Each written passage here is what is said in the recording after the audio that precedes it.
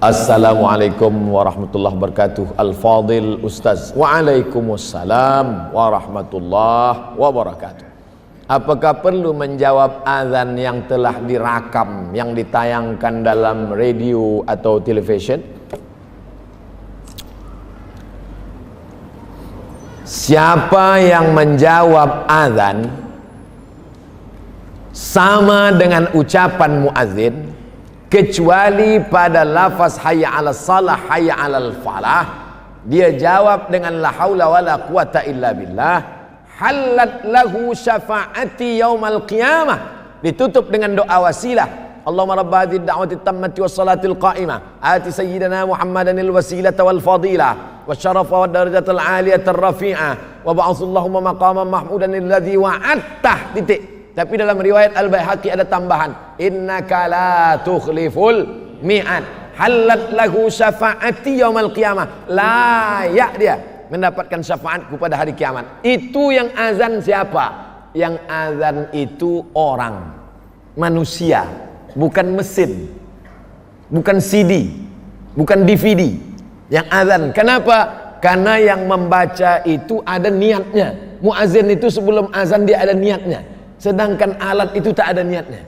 Oleh sebab itu kita jawab. Adapun ada orang menjawab azan di radio, di televisyen, dia jawab baik, tidak salah, terhitung sebagai zikir.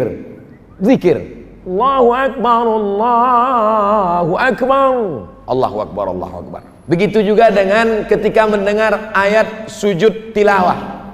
Nama ayatnya sajadah, nama sujudnya tilawah. Ada orang bertanya kepada salah seorang ulama, Syekh, ya, kalau saya mendengar orang membaca ayat sajadah, apakah saya sujud tilawah? Ya, sujud tilawah. Bagaimana kalau yang saya dengar itu radio, bukan orang? Bagaimana kalau yang saya dengar itu MP3, CD? Kata Syekh, kalau CD sujud, awak ikut sujud. Maknanya apa? Dia tak ada niat. Tapi kalau dia berzikir menyambut ini, baik. Kalau jawaban saya berbeza dengan jawaban fatwa ulama, mufti, maka campakkan pendapat saya pakai pendapat yang sudah difatwakan oleh para ulama. Ikhtilaf dalam masalah ijtihad, kalau berbeza pendapat mufti suatu negeri, maka campakkan pendapat, karena perbezaan al-khuruju minal khilafi aula, keluar dari khilaf lebih baik. Bagaimana sebaiknya menguruskan daging kurban? Tulang boleh dibuang, bahagian lain bagaimana? Dulu masa zaman Nabi Muhammad sallallahu alaihi wasallam, Nabi menjaga kambing, dibawa kambing, diikat dekat rumah, dibagi makan beberapa hari menjelang Idul Adha. Selepas salat Id balik, lalu kemudian Nabi menjatuhkan kambing ke tanah, dihadapkan ke kiblat. Nabi pun memotong 2 ekor kambing, kabsyaini, 2 ekor kabs, amlahaini, putih, akranaini, bertanduk. Sudah bertanduk, umurnya sudah cukup. Lalu Nabi pun memotong, bismillah, wallahu akbar, Allahumma minka walaka. Kambing pertama, Allahumma taqabbal min Muhammad wa ali Muhammad. Kambing yang kedua, Allahumma taqabbal min Muhammad wa ummati Muhammad sallallahu alaihi wasallam. Dibagi 3, 1/3 untuk ahli bait, 1/3 untuk jiran, tetangga, kerabat, 1/3 untuk fakir miskin. Apakah semuanya mesti 1/3? Biji matanya dibagi 3 juga. Ada namanya urf. Urf, Quran, hadis, ijma', qiyas, syar'u man qablana, saddu zara'i, qaulus sahabi, istihsan, istishab, urf. Kalau menurut urf bahwa tulang ini bisa dibagi 3, bagi 3. Tapi kalau yang kecil-kecil, ma'fu anhu, termaafkan. Begitu juga tentang masalah kulit, tentang masalah, ada yang memang boleh dibagi 3, bagi 3. Tapi ada yang rasa-rasa tak mungkin boleh bagi 3, ma'fu anhu, termaafkan. Wallahu a'lam bishawab. Apa kelebihan membangunkan orang lain menunaikan sholat fardu? dan kita membangunkannya secara lembut dan baik. Rahimallahum ra'an, Allah menurunkan rahmat kepada seorang suami, alladzi aiqadha ahlahu, yang membangunkan istrinya dengan mengambil air. Dia ambil air, dipercikkannya ke wajah istrinya. Oh my darling. Kalau baru-baru nikah lah honeymoon, tapi kalau udah lama disiram aja. Hadis sahih, rahimallahum ra'an, Allah menurunkan rahmat kepada suami, alladzi aiqadha ahlahu, yang membangunkan istrinya. Lalu bagaimana dengan kami istri? Hadisnya belum habis. Rahimallahum ra'atan, Allah merahmati perempuan, allati aiqazat zaujaha, yang membangunkan suaminya.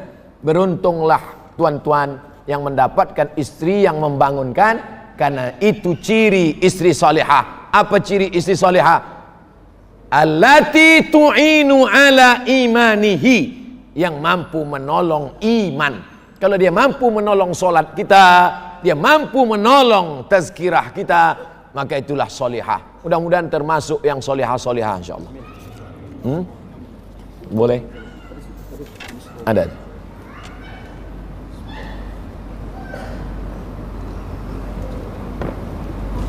Assalamualaikum Ustaz. Waalaikumsalam warahmatullahi wabarakatuh. Selama hari raya Aidil Adha, sebelumnya mohon maaf kerana ini bukan soalan, tapi di atas soalan. Kami dari jemaah Gema Salawat Nur Jami' Risalatul Qadiri, grup salawat cinta Rasulullah, mohon doa supaya kami tetap istiqamah dalam salawat, berqasidah, melantunkan lagu irama salawat jamaah.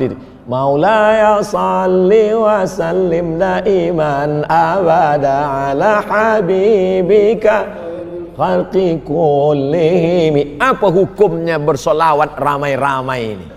Pakai grup. Apa hukumnya? Hadisnya dalam Sunan Tirmidzi. Ketika Nabi sedang duduk, tiba-tiba ada seorang laki-laki memuji-muji Nabi, membuat syair puji-pujian. Ketika dia memuji-muji Nabi, sakata wa tabassama, Nabi diam dan tersenyum. Ada orang muji-muji Nabi, Nabi diam dan tersenyum. Maka itu disebut dengan sunnah takririyah. Seandainya Nabi menyuruh, buatkan pujian-pujian, selawat, buat. Itu namanya sunnah qauliyah. Seandainya Nabi yang membuat, namanya sunnah fi'liyah. Nabi tak ada menyuruh, Nabi tak ada membuat. Tapi saat ada sahabat yang membuat, Nabi sakata wa tabassama, Nabi diam dan tersenyum. Maka ulama menulis syair-syair. Ada namanya syair burdah, ada namanya syair diba, ada namanya syair simtud durar, ada namanya syair ad-diyaul lami', ada namanya syair al-barzanji, ada namanya syair macam-macam. Di Brunei Darussalam yang populer, yang selalu syair apa? Pokoknya adalah selalu. Masa saya kecil-kecil di kampung dulu, Al-Barzanji, ada ulama namanya Imam Abu Ja'far Al-Barzanji. Barzanji nama kampung di Irak, Barzanjah. Ayahnya merantau ke Madinah, tapi tetap dipakai namanya Al-Barzanji. Maka dia mengarang, abtadi'ul imla bismidzatil aliyah mustadirra faidal barakati ala ma ana lahu wa aulah. Maka orang pun bersalawat, abtadi'ul imla, kami mulai waktu yang kosong ini bismidzatil aliyah, dengan menyebut nama Allah yang maha tinggi, mustadirran faidal barakat, mengharapkan dapat barakah. Man shalla alaihi salatan, siapa yang berselawat satu kali, sallallahu alaihi biha asyra, Allah balas 10 kebaikan, wa hutat anhu asyra sayiat, ditutupi 10 kesalahan, wa rufi'an lahu asyra darajat, dinaikkan 10 darajat tingkatan kemuliaan. Mudah-mudahan makin banyaklah pemuda-pemuda Islam yang mencintai salawat-salawat insyaallah. Amin ya rabbal alamin. Pak Ustadz, bagaimana menghindari was-was semasa sholat? Was-was pertama datang dari air percikan, air kencing najis. Maka di dalam hammam, restroom mesti memakai terompah kayu. Dululah. Sekarang jangan buat terompah kayu lagi. Dipakai supaya apa? Sebab a'zamul waswasah, sebagian besar was-was itu datang daripada bilik, daripada mirhat, karena ada percikan air najis. Oleh sebab itu segala yang kecil dijaga. Selepas itu kita akan menghadap Allah Subhanahu wa taala, membaca a'udzubillahi minasyaitonir rajim, ta'awuz. Setelah itu membaca qul a'udzu birabbin nas, malikin nas, ilahin nas, min syarril waswasil khannas alladzi waswisu fi sudurin nas minal jinnati wan nas. Selepas itu menghadap Allah Subhanahu wa taala, sallu salatal muwaddi', anggaplah itu salat yang terakhir. Setelah itu serahkan kepada Allah. Datang macam-macam, la yukallifullahu nafsan illa wus'aha. Nabi punya anak namanya Fatimah. Sayyidatuna Fatimah punya anak namanya Sayyidina Al-Husain. Husain punya anak namanya Sayyidina Ali. Muskil, datuknya Ali, cucunya Ali. Bila disebut dua Ali, Ali mana? Ali satu apa Ali dua? Maka untuk membezakan antara datuknya Sayyidina Ali dengan cucunya Ali, ditambahlah laqab Ali Zainal Abidin. Ali Zainal Abidin masuk mirhat, tempat qada hajat. Lepas keluar dari situ dia nak sembahyang, dia lepas bajunya, dia ganti baju baru. Anaknya bertanya, ayahanda Ali Zainal Abidin, ya, kenapa baju yang masuk tadi keluar diganti, bersalin baju dengan baju yang baru? Kerana aku takut kaki lalat yang hinggap tadi membawa najis. Kaki lalat, kita kadang kaki kambing pun tak peduli. Begitu halusnya. Aku takut kaki lalat tadi yang hinggap di pakaianku. Padahal kalau menurut fiqh itu ma'fu anhu, kaki lalat ma'fu anhu, tapi lalat 1-2 lah, jangan 1000 lalat. Lalu kata anaknya, Rasulullah sallallahu alaihi wasallam memakai kain yang dalam mirhat, restroom, tempat qada hajat, dia guna juga di saat salat. Maka Sayyidina Ali Zainal Abidin meninggalkan perbuatannya yang sangat amat warak tadi karena mengikut Nabi Muhammad sallallahu alaihi wasallam. Kisah itu disebutkan dalam kitab, nama kitabnya Tambihul Mughtarrin, peringatan bagi orang-orang yang tertipu, ditulis oleh ulama abad ke-10 Hijrah, namanya Al-Imam Abdul Wahhab Asy-Sya'rani. Wallahu a'lam bishawab. Apa hukum mencari uang belanja keluarga bersama-sama? Apa hukum suami istri mencari uang bersama-sama? Suami punya uang, istri punya uang. Apa beza uang istri dengan uang suami?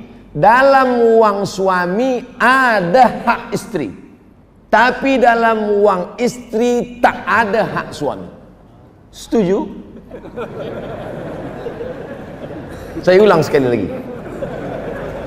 Suami punya uang, punya kereta, punya harta. Istri punya uang, punya harta, punya kereta. Apa bezanya? Dalam harta suami ada hak istri, tapi dalam harta istri tak ada hak suami. Bila ada suami istri bekerja bersama-sama, siapa yang menanggung nafkah belanja? Suami.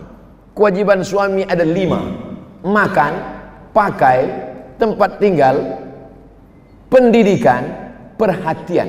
Bila dia tidak memberikan itu, maka dia zalim, dituntut di hadapan Allah SWT. Hukum asal perempuan itu di mana? Buka Quran. Waqarna fi buyutikunna, perempuan mestinya di rumah tidak bekerja.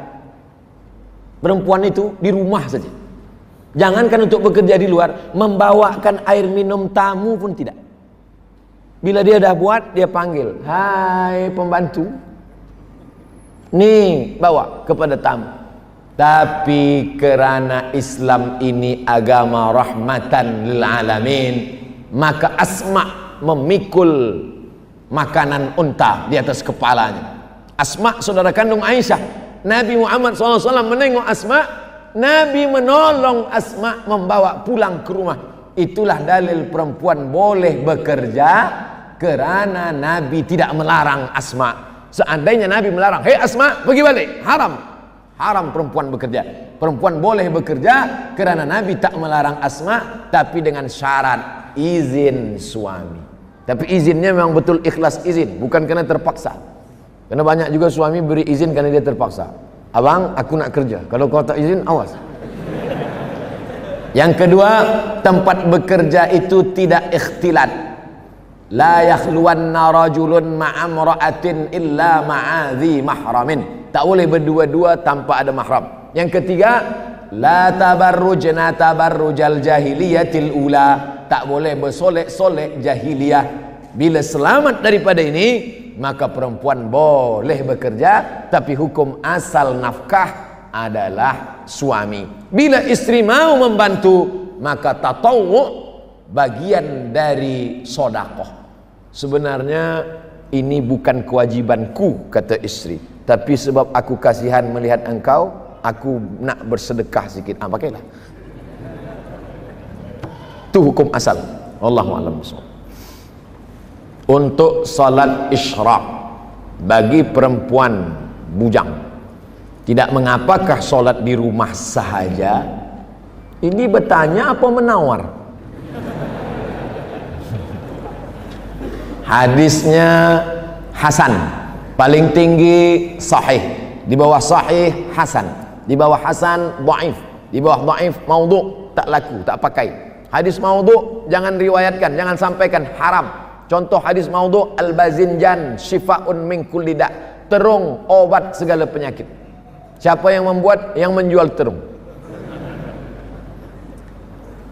Man shallal ghadata fi jama'atin, sesiapa sahaja yang sembahyang subuh berjamaah, thumma qa'ada, kemudian dia duduk berzikir mengingat Allah, hatta tatlu asyam, sampai terbit matahari, thumma yusalli rak'ataini, kemudian dia salat sunnah 2 rakaat, kanat lahu ka ajri hajjatin wa umrah, maka dia dapat pahala seperti haji dan umrah. Sampai saat ini saya belum pernah membaca syarah ulama dari Sunan Tirmidzi. Hadisnya ada dalam Sunan Tirmidzi, syarahnya Tuhfatul Ahwadhi, atau dalam kitab fiqh lain yang menyatakan boleh keluar daripada 3 syarat.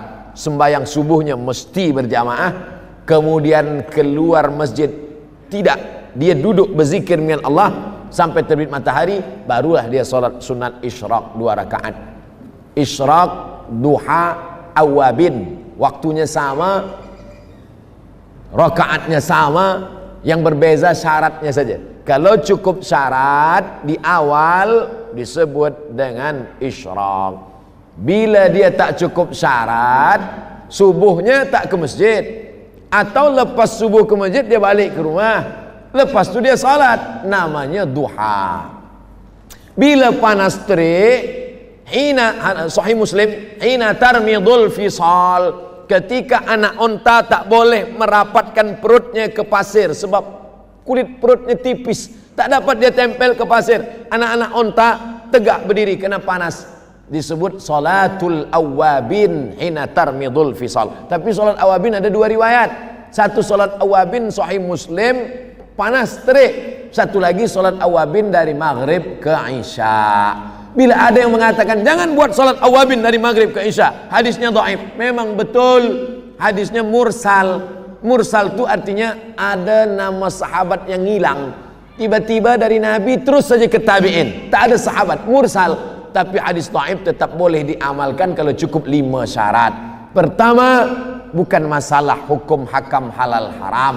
Kedua, bukan dalam masalah akidah. Ketiga, tidak ada periwayatnya yang kadzab, pendusta. Keempat, dia masih bernaung di bawah hadis sahih. Kelima, untuk fadail a'mal. Selama untuk fadail amal boleh. Apa kata Imam An-Nawawi? Ajma'al ulama 'alal amal bil hadis dhaif. Ijma' ulama beramal hadis dhaif boleh. Kalau ada orang mengatakan hadis dhaif campakkan, hadis dhaif buang, maka campakkanlah Sunan Tirmizi, karena dalam Sunan Tirmizi ada hadis dhaif. Campakkanlah kitab Muwatta Malik, karena dalam Muwatta ada hadis dhaif. Maka buanglah kitab Musnad Ahmad bin Hanbal, isinya 40.000 hadis, karena di dalamnya ada hadis dhaif. Hadis dhaif boleh dengan 5 syarat. Begitu kata Imam Jalaluddin Abdurrahman As-Suyuti dalam kitab Tadribur Rawi Syarah Taqrib Nawawi. Wallahu a'lam bishawab. Assalamualaikum Ustaz. Waalaikumsalam warahmatullahi wabarakatuh. Apakah hadis yang sahih untuk seorang muslim melakukan sukan memanah atau berkuda? Nak memanah berkuda tak perlu hadis sahih. Takkan semua nak hadis sahih. Nak makan lontong pun hadis sahih. Allimu auladakum, ajarkan anak kamu as-sibahah, berenang, warrimayah, memanah, warukubal khail, menaik kuda. Dalam riwayat lain wal furusiyah. Furusiyah diambil dari kata fars, berkuda. Apakah ini hadis marfu'? Mulut Nabi yang bercakap, ikhtilaf ulama. Sebagian mengatakan tak sampai pada darajah sahih. Tapi andai pun dia dhaif tetap boleh diamalkan karena dia bukan masalah ibadah. Dia bukan masalah halal haram. Dia hanya untuk motivasi. Tapi ini pun mesti saya jelaskan. Saya tak ingin pemuda-pemuda pergi berenang di tempat orang asik berenang. Mamam cakap bercampur aduk ikhtilat lelaki perempuan. Awak kenapa berenang? Alimu auladakum as-sibahah. Hadis lain tak ada hafaz. Hadis ni hafaz. Tak betul. Tapi yang riwayat sahih, ucapan Umar bin Khattab. Umar bin Khattab menulis surat, dikirimnya kepada penduduk negeri Syam. Buatnya surat, alimu auladakum as-sibahah warrimayah wal furusiyah. Ajarkan anak kamu berenang, memanah dan berkuda. Jadi masalah ini jelas. Jadi andai beramal berbuat tak ada kait mengait dengan ibadah mahdah, tak perlu berhajat kepada hadis sahih. Ucapan perbuatan ulama, olahraga, sukan, maka ini baik sekali bagi pemuda-pemuda insya-Allah. Apalagi pemuda hawa nafsunya bergejolak, pergi berenang. Kita di Brunei Darussalam tepi laut, pergi berenang ke laut. Kalau sampai ke tengah bukan nafsu hilang, orangnya hilang sekali. Wallahu a'lam. Assalamualaikum Ustaz. Waalaikumsalam warahmatullahi wabarakatuh. Bagaimana caranya berta'aruf dengan ajnabi? Ajnabi yang tak mahram, tak ada hubungan mahram. Lelaki perempuan tak boleh berdua. La yakhluwanna rajulun ma'a imra'atin illa ma'a dhi mahramin. Ajnabi. Dia nak kenal, ta'aruf. Bagaimana caranya? Ta'aruf. Kalau sesuai ta'aruf, khitbah. Kalau sesuai khitbah, akad. Ta'aruf, khitbah, akad. La yakhtiba rajulun ala khitbati akhi. Tak boleh meminang perempuan yang sudah dipinang orang lain. Assalamualaikum Tuan Haji. Waalaikumsalam.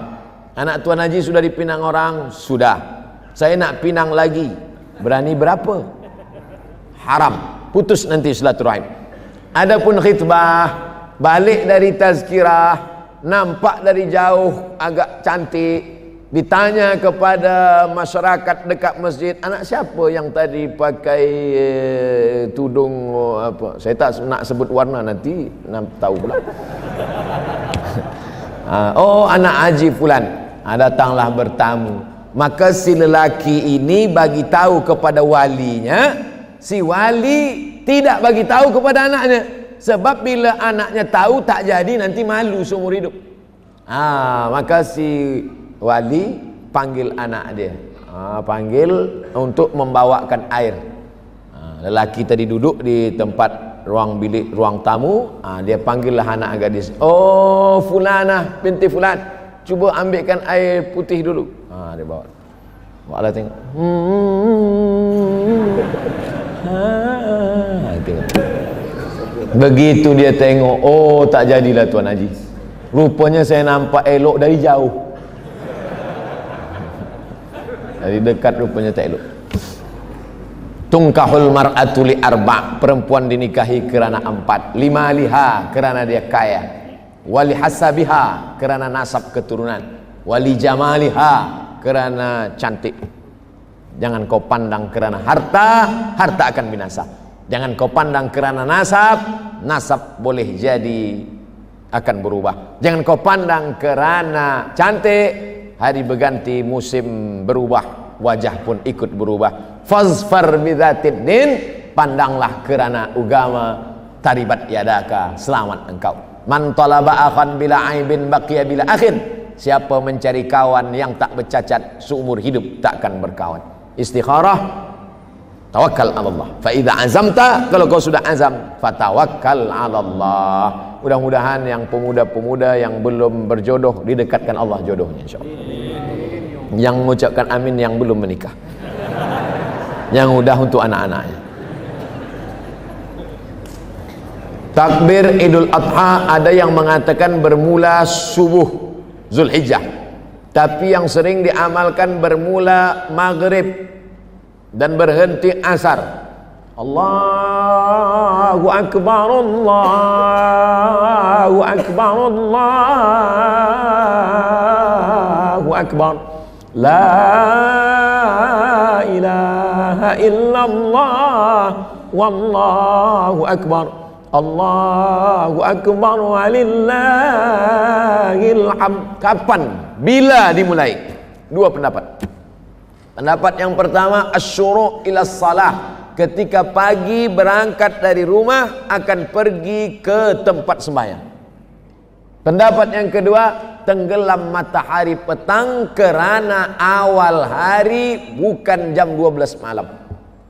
Yang awal hari jam 12 malam itu Masehi. Sedangkan dalam Hijriah awal hari ini hari Ahad. Esok Isnin. Bila Isnin itu bermula? Isnin bermula tenggelam matahari, nanti masuk maghrib. Pendapat yang mengatakan takbir diawali lepas matahari tenggelam kerana 9, 10 Zulhijjah itu berawal dari semalam, manakala matahari Sabtu tenggelam muncul bulan, di situlah dia 9, 10 Zulhijjah. Itu dalil orang yang bertakbir. Di kampung halaman saya Idul Fitri bertakbir dari lepas maghrib. Idul Adha pun begitu juga. Tapi bila ada orang yang membuat takbir pagi akan berangkat, kita pakai yang diamalkan oleh majoriti mazhab Syafi'i adalah dari matahari tenggelam lepas maghrib itu dia. Apakah takbir itu hanya selepas solat saja? Tidak. Bertakbir Umar bin Khattab di pasar, suk, tempat berniaga, hingga bergoncang tiang-tiang pasar tempat berniaga, bertakbir. Maka di rumah pun bertakbir. Tetamu diajak bertakbir. Tadi saya bertamu kepada sahibul bait, sahibul hajat. Kami bertakbir dulu. Ini bertakbir ni amat sangat baik. Wallahu a'lam bishawab. Bagaimana cara masbuk subuh? Adakah perlu disertakan dengan doa kunut atau tidak? Orang yang mazhab Syafi'i masuk dia ke masjid rakaat kedua. Sami Allahu liman hamidah. Imam pun baca Allahumma hadina fiman hadait wa afina fiman afait wa tawallana fiman tawallait. Selesai salam, Assalamualaikum warahmatullah. Si masbuk tegak berdiri. Apakah si masbuk tadi baca kunut atau tidak? Maka si masbuk tadi baca kunut. Kalau gitu kunutnya 2 kali. Ya. Kenapa? Karena manakala dia ikut imam, imam rakaat 2, makmum rakaat 1. Manakala imam salam dia tegak, itu rakaat 2. Kenapa saat dia tadi ikut imam dia berkunut? Hadis ju'ilal imamu liyu'tamma bihi, imam diangkat untuk diikuti. Sebenarnya dia tadi itu rakaat pertama, imam rakaat 2. Kenapa dia ikut berkunut bersama imam? Kerana posisi dia sebagai makmum. Selepas imam salam dia tegak, itu rakaat kedua bagi dia, maka dia tetap berkunut. Oh, saya busy lah, pusing kepala mendengarnya. Jangan masbuk. Tapi bila masbuk, saya ulang sekali lagi. Masbuk subuh, rakaat kedua bagi imam, rakaat 1 bagi makmum. Imam salam, makmum tegak, maka rakaat kedua bagi si masbuk, itulah dia yang rakaat yang sedang dia tegak, maka dia tetap berkunut. Wallahu a'lam. Assalamualaikum warahmatullahi wabarakatuh. Ustaz. Waalaikumsalam warahmatullahi wabarakatuh. Saya pernah sholat taubat semasa umrah. Kenapa sholat taubat masa umrah saja? Sholat taubat. Ma min muslimin yuznibu dzamban, bila ada orang yang buat silap salah dan dosa, thumma yatatahhar, setelah itu dia bersuci, paling elok mandi taubat, thumma yusalli rak'ataini, kemudian dia sholat sunat 2 rakaat, illa ghafarallahu lah, Allah ampunkan dosanya. Setelah membacakan hadis ini, Nabi pun membacakan ayat walladzina idza fa'alu fahishatan aw zalamu anfusahum dzakarullah fastaghfaru lidzunubihim. Orang-orang yang silap salah kemudian dia bertaubat dan minta ampun kepada Allah, maka Allah mengampunkan dosanya. At-taibu minadz dzambi kama la dzambalah. Orang yang taubat dari dosa seakan-akan seolah-olah tidak berdosa. Oleh sebab itu maka salat sunat taubat laksanakan banyak-banyak, selalu-selalu, tidak hanya semasa umrah sahaja. Bagaimana puasa nazar saya yang belum selesai dulu? Adakah perlu diselesaikan? Nazar merubah sunat menjadi wajib. Kurban sunat muakkad. Tapi ketika nazar merubah dari sunat muakkad menjadi wajib. Bila anak saya sehat, saya bernazar berkurban. Tapi kalau tak sihat sampai mati, tak berkurban. Bakhil, pelit. Oleh sebab itu maka nazar yang sudah berubah dari sunat menjadi wajib, maka mesti ditunaikan. Kalau tidak, dia akan menjadi hutang. Siapa yang bernazar puasa, bila saya nanti dapat kerja ini, boleh menikah dengan ini, dapat rezeki beli rumah ini, beli kereta ini, saya puasa 10 hari, meninggal, maka puasanya itu wajib diqadha oleh ahli warisnya. Man mata, sesiapa yang mati, wa alaihi siyamun, dia punya utang puasa, sama anhu waliyuhu, ahli warisnya. Dalam kitab syarah hadis ini dikatakan yang dimaksud ini puasa nazar pun masuk. Puasa Ramadan apalagi, puasa nazar wajib diqadha oleh ahli waris.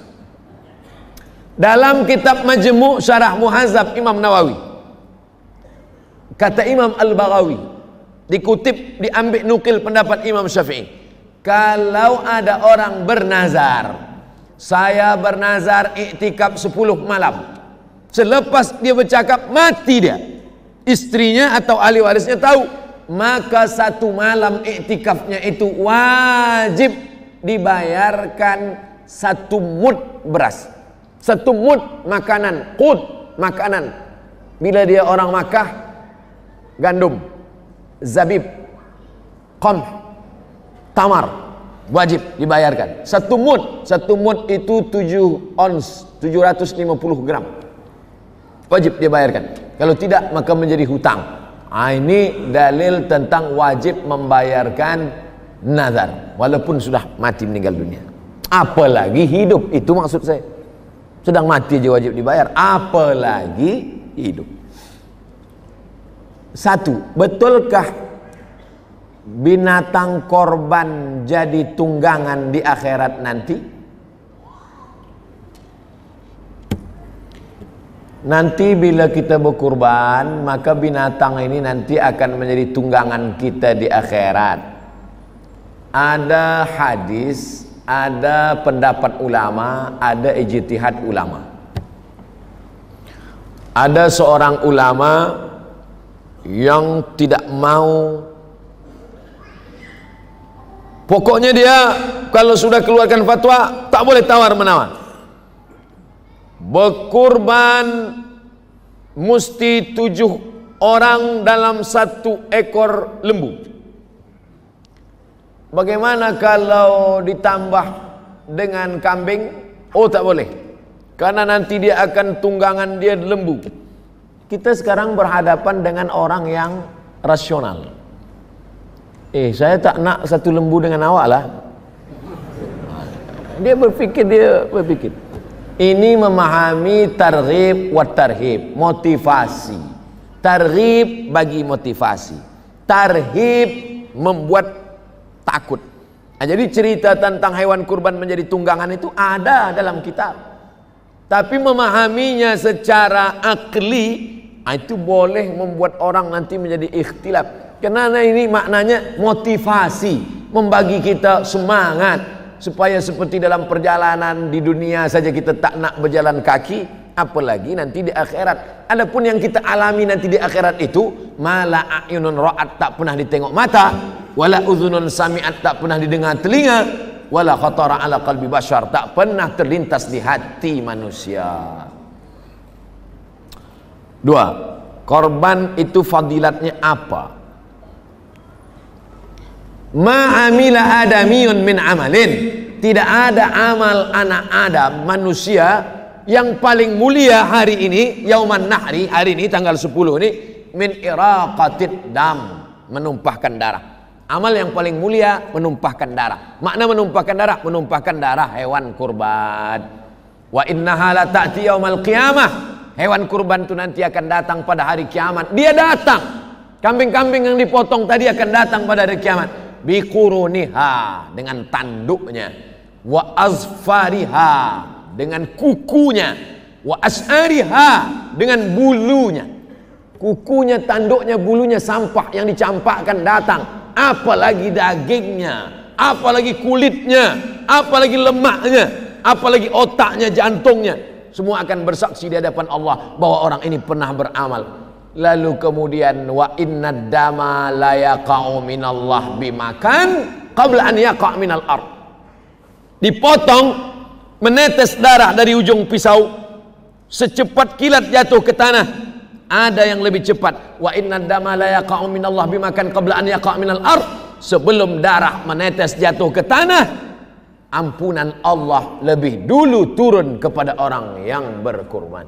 Fatibu biha nafsan, sucikanlah diri kamu dengan berkurban, mensucikan diri dengan haji dan umrah, mensucikan diri dengan salat. Tapi ada satu lagi, mensucikan diri dengan berkurban. La yanalallahu duhumuha, Allah tidak mau dagingnya, wala dima'uha, Allah tak mau darahnya, walakin yanaluhu taqwa minkum, yang sampai kepada Allah itu adalah ketakwaan dari orang-orang yang berkurban. Apa fadilah akikah? Kullu mauludin rahinatun biaqiqatihi, setiap anak tergadai, anak-anak kita tergadai dengan akikahnya.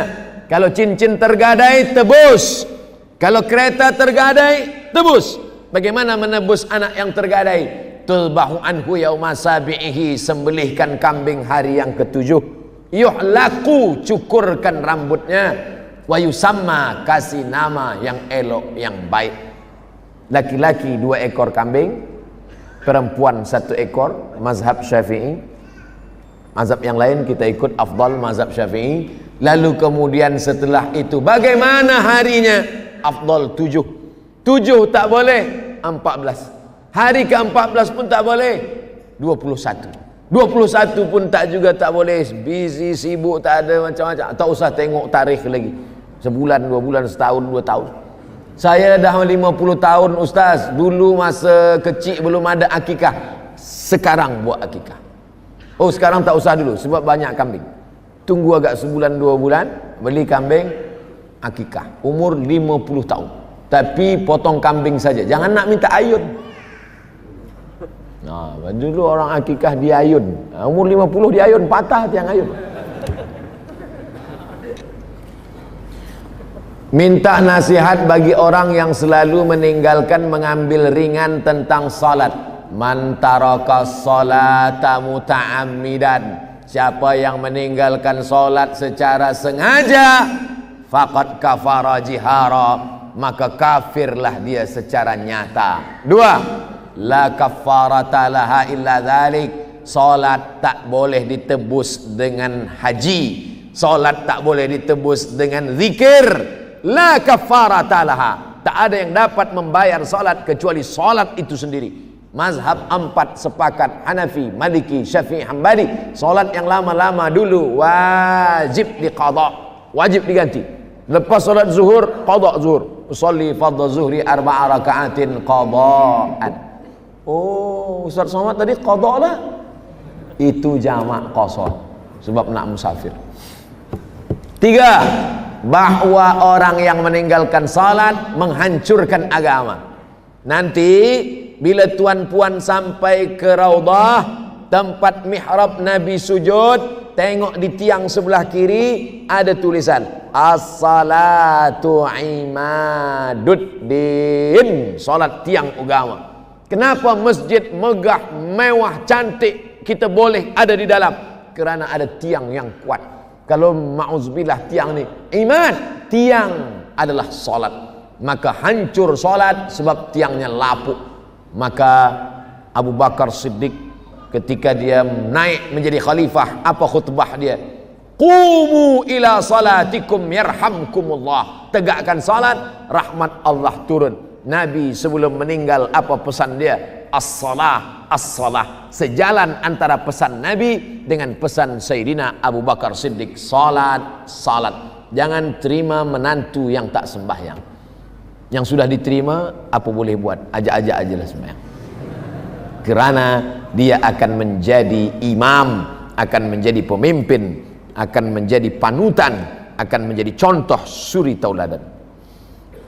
Semuanya diberikan rahmat dan keberkatan dari Allah. Assalamualaikum Ustaz. Waalaikumsalam warahmatullahi wabarakatuh. Semoga kita semuanya diberikan rahmat dan keberkatan dari Allah. Amin ya rabbal alamin. Apa hukum menyokong pasukan bola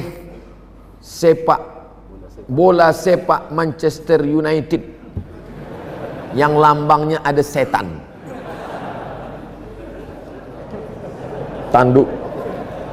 Tanduk setan. Apakah setan itu bertanduk? Ya, maka dalam hadis ada disebut dengan qarnai syaitan. Qarn tanduk, qarnai 2 tanduk setan. Bila waktu 2 tanduk setan, maka kita tak boleh salat. Haram salat waktu 2 tanduk setan. Bila itu? Ini bumi. Manakala matahari naik, maka itu disebut dengan 2 tanduk setan.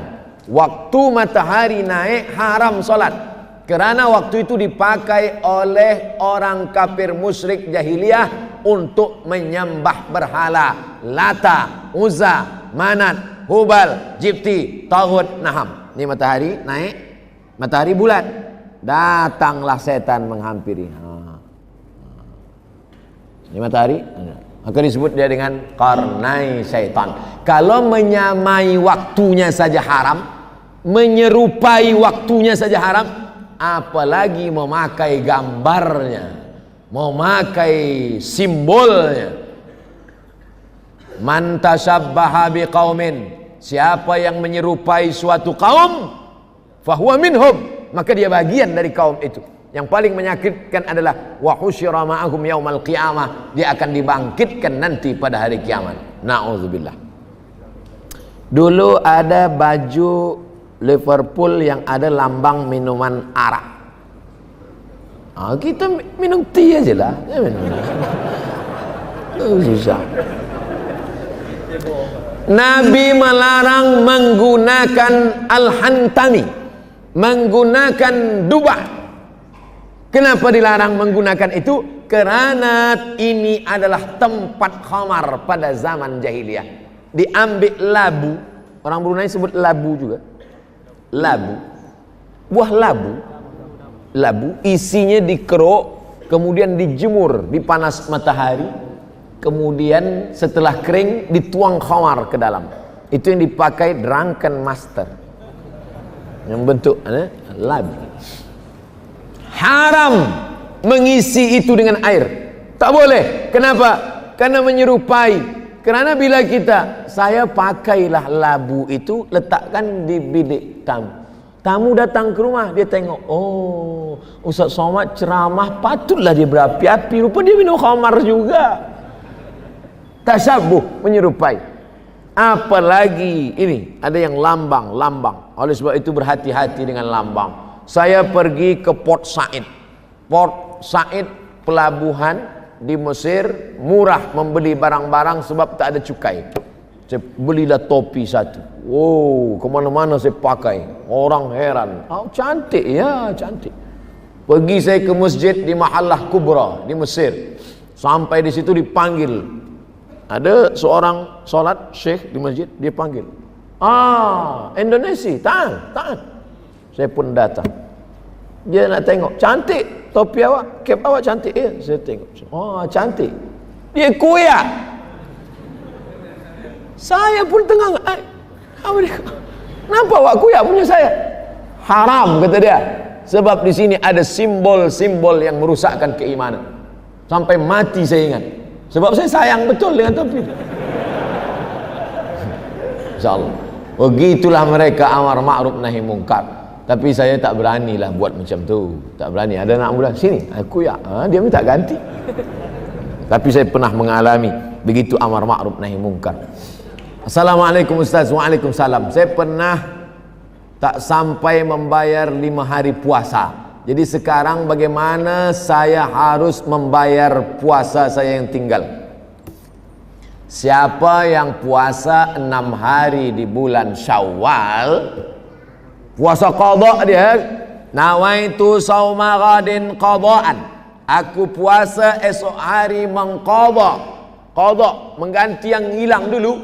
Di bulan Syawal dia puasa qadha 6 hari, automatically maka dia sudah dapat puasa 6 hari sunat di bulan Syawal.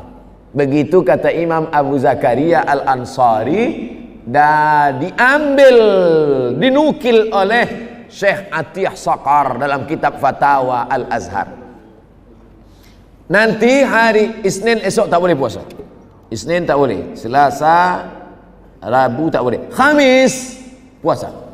Niatnya qadha. Nawaitu shauma ghadin qadhaan. Aku niat esok puasa qadha hari Khamis. Maka automatically dia dapat 2. Qadha dia cash dia bayar dan dapat pahala puasa Isnin.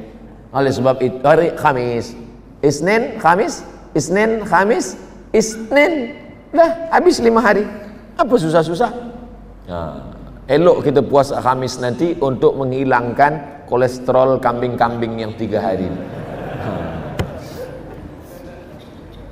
Apa hukum anak, maaf cakap, luar nikah dikategorikan anak yatimkah dia? Siapa yatim itu? Hadis riwayat Imam Abu Daud. Man mata abuhu walam yablughul hulum. Itu definisi yatim. Itu makna yatim. Siapa yatim itu? Mata abuhu, mati, meninggal dunia, wafat ayahnya, walam yablughul hulum, dan dia belum akil baligh. Mata, meninggal, bukan hilang atau tak ada ayahnya, maka dia bukan yatim. Walam yablughul hulum, dan walam yablughul hulum, belum akil baligh. Itu definisi ulama. Dari mana mereka buat ini? Dari hadis Sunan Abi Daud, la yutma ba'dal ihtilam, tidak yatim lagi selepas ihtilam. Ihtilam, maaf cakap, mimpi akil balik. Pendapat kedua, pendapat Ibnu Abbas. Pendapat Ibnu Abbas. Anak yatim meninggal ayahnya, selepas akil balik tetap yatim walaupun tumbuh janggutnya. Selama dia susah, dia tetap yatim. Tapi pendapat kedua ni tak saya pakai. sebab boleh dipesongkan oleh orang. Nanti banyak orang berjanggut datang, awak nak minta apa? Saya ni yatim juga lagi. Oleh sebab itu maka kita pilih pendapat pertama. Adapun yang ini maka tidak. Bila nak bagi bantuan bukan sebab dia yatim, tapi sebab dia fakir atau miskin. Apa beza fakir dengan miskin? Tak ada income, tak ada pemasukan, tak ada duit sama sekali. Fakir.